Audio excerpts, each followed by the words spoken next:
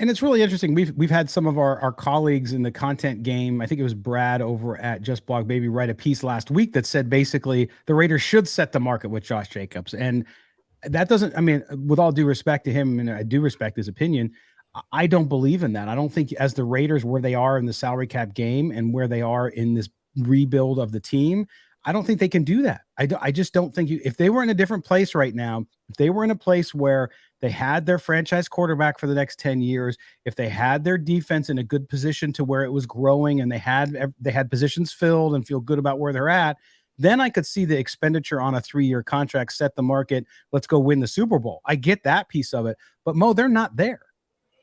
Right. They're not in a position right now where they feel like we're running back away from contending or being in the playoff discussion. I think they're in a position where it's like they're in this odd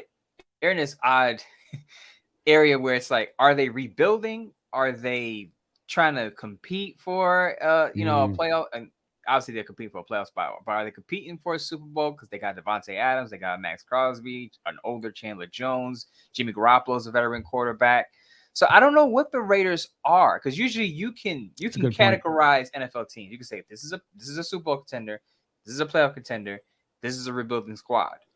And it's like with the Raiders, because they have some star players on their roster, but they had so much turnover, you don't know where to categorize them. They're in this weird gray area. And I think that's why there's some hesitancy for them to sign Josh Jacobs to a big deal, because I think he feels that this team may not contend for a playoff spot. And that's why he wants the money. Because remember what he said during Super Bowl week. He said, I'm willing to play under the franchise tag if they have guys around me, basically a solid all-around team. So based on what I'm seeing from Josh Jacobs on social media, he wants to be paid, which means he's thinking this team may not be able to contend for a playoff spot.